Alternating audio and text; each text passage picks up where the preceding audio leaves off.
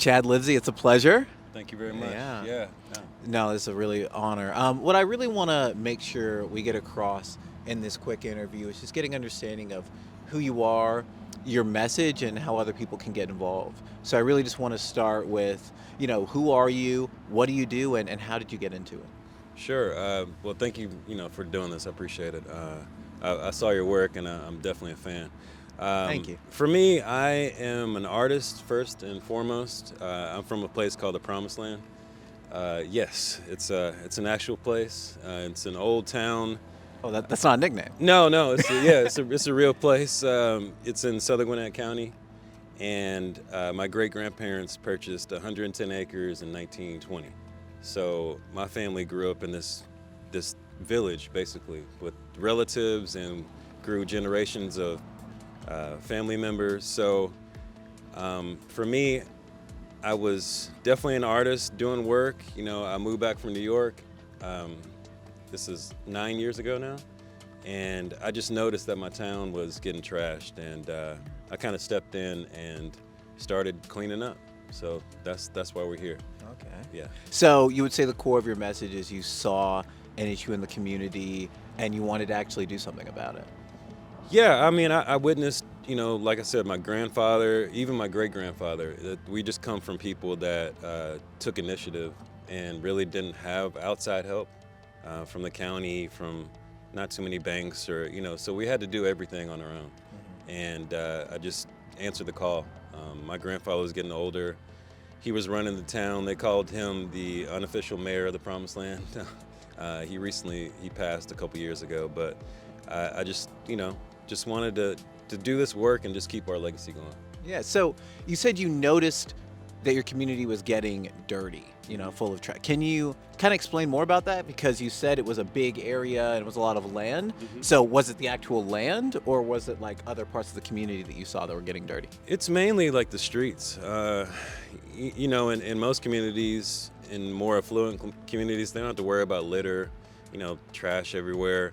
But in our town, there was a lot of people moving in, a lot more subdivisions being built, and I don't think that people really had the same pride or understanding of the history of the area. We're a black family, and I just wanted to step up because I didn't want our neighborhood to look like that, and I always felt that from outside looking in, people wouldn't view us as highly as we need to view ourselves. Yeah. I think people respond to incentives, but I also think a lot of things go in waves, right? When you see your community getting dirty or getting more trash, you lose a lot of the pride in it. And it's really cool that you kind of stepped up to try to reverse that skid. Okay, so what did you do, right? You say, okay, I'm going to clean up this community. Do you just start picking stuff up by hand? What was your plan?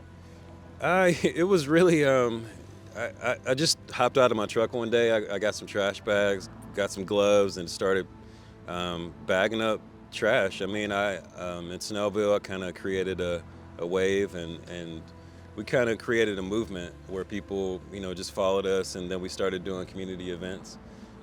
So it just kind of snowballed into what we're doing right now. How did it snowball, right? You're out, you're picking up trash. Do people just start saying, hey, what are you doing? How do I get involved? Like, I think it's really important to understand how a movement starts. Sure. Yeah. I mean, every cleanup I have documented for 8 years. So, of course, on Facebook, people saw people in my high school. I just got a donation from a high school friend that has ALS. He can't even, he can't even walk right now, but like he's my main inspiration because I'm doing this for people that want to get out and want to do the work, but they can't. They might be older, they might have disabilities, for kids. So the movement really started through social media, and that's how we're expanding it right now. Yeah. I really think older people have more of a pride, more sense of their community. I look at my parents and the way they grew up, and they care about that a lot more. And every year I get older, I see the value in that community as well. What does community really mean to you? Community it's like it's almost like a quilt to me. It's like it's not perfect, but these parts come together in a way, and it's woven through the connections that we build, So it can be many things, like I build community through these cleanups. There's not too many opportunities you have to talk to somebody for like 2 hours plus, besides golf, So for me, this is like golf 2.0. This is how we build connections, and that's what community is to me. Yeah, it's like golf with a purpose, right? Golf with a purpose. Yeah, exactly. You know, one thing that I find really interesting is you're very open about your focus on the Black community. And I think that's really important. I think we often lose not the ability in the Black community, but I don't think we ever really had the foundations that many other communities had. And I think it's important to instill those and have that pride in where we live. Do you think that plays a factor in what you do? I mean, for me, it's the main focus. Like I said, I am Black, and I did come from a foundation that's solid, So we had our own gas station, restaurant, and we still do, actually. We have a lake, Wow. apartment buildings. There's a school named after our family.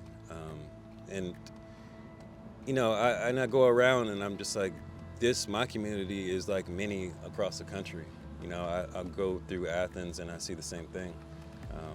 We have been through generations of different traumas and different things that have happened to us, but we have to go back to how we were, like in the 1920s, 30s, 40s, and 50s, just instilling in our children these principles that, we all grew up with. Yeah, having that pride is so important, and I think it's difficult, right? Someone who's a little bit younger, I hear a lot of that, right? Like we had these times of like real Black pride in the community, especially in America, but when we're taught about things historically, we kind of only hear about the bad parts of Black history, for good reasons, right? They're very important, but sometimes it feels like the only way we can kind of move forward is to almost get away from that. And I don't think we have enough good narratives of, hey, here are all the positive things that the Black community used to really represent, and how do we go about making it represent that again? That's a great point. We do have to talk about history. I believe in talking about the full history. Like the Great Migration, how we were looking for opportunities. There's a large portion of our family that left the Promised Land. They went to Newark, Chicago, North Carolina, all over the country, spreading and growing families and building communities all over. So that's just, that's my goal. That's my main mission. I try to make this look as cool as I can, and try to inspire, younger people to do the same thing. And from what I've seen, I'm inspired by, you and my brother over there. There's hope. There's still hope. As long as we're here, there's still hope. That's Yeah, what I no, believe. 100%. And I think you actually touched on something really important. I think in the modern day, it's about making doing the right thing cool, Yeah. right? Like, I think it's really amazing the kind of work you're doing. And I just, when when I heard about you, I wanted to do whatever I could to just do my little part to get the message out. I think the only way we're going to have positive role models is to get the voices out there and show that people like yourself can come from diverse backgrounds, go to the major cities in New York, in Newark, and come back to your own town and do something really incredible there too. It's all about showing that you don't have to leave your community, to be a part of something special and to do something important. Thank you, man. That's a huge message. It's okay to leave. It's okay to go and see things and grow and go to school and just have new experiences. But I believe, you have to come back. We need talent. We need all the Spelman and Morehouse kids to just stay around, or go back to their towns and recreate what we have, what we had. And that's it starts like trash for me is just like it was the lowest hanging fruit. It's the most immediate thing we can do to change our living situation in 2 hours, So, but there's so many other factors and layers and things we can do. But trash is it's the first thing we need to do.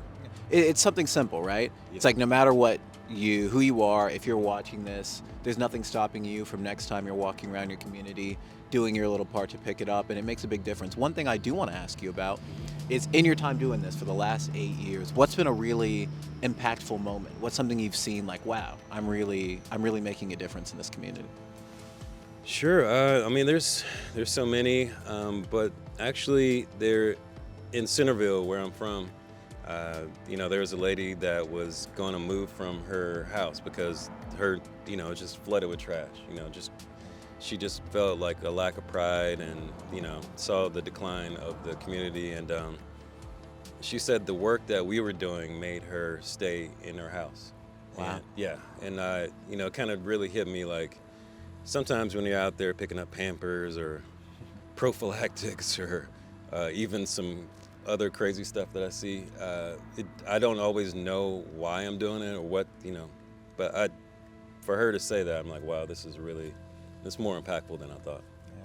Sometimes the biggest things, they happen in the dark, and it's like you don't realize, you never really know who's watching. You never know who your community is impacting, and then you see it. I think that's why it can be difficult to stick to hard things, but it is rewarding, and it's really great to hear that.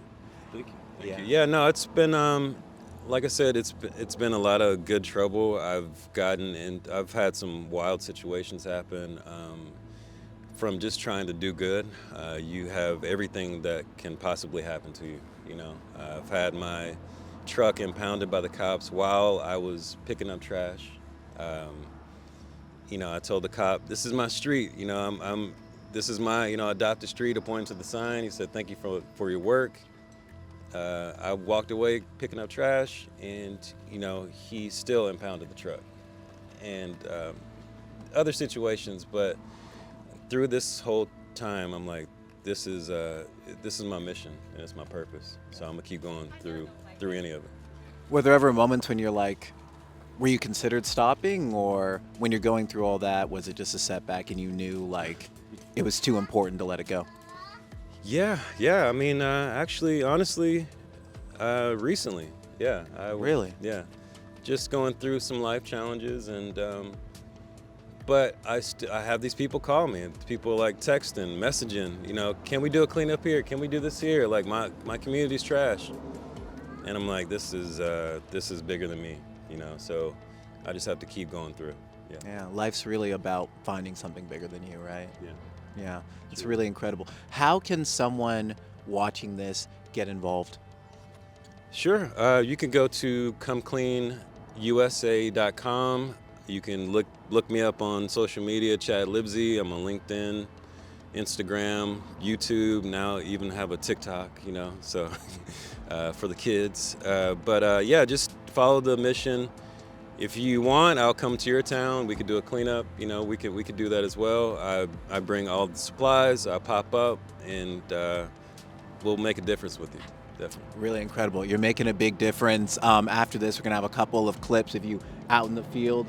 We are outside in the cold right now because nothing stops the mission, man. I'm really glad that I got this opportunity to speak with you, and I really appreciate what you're doing for the community. Thank you so much. Yeah.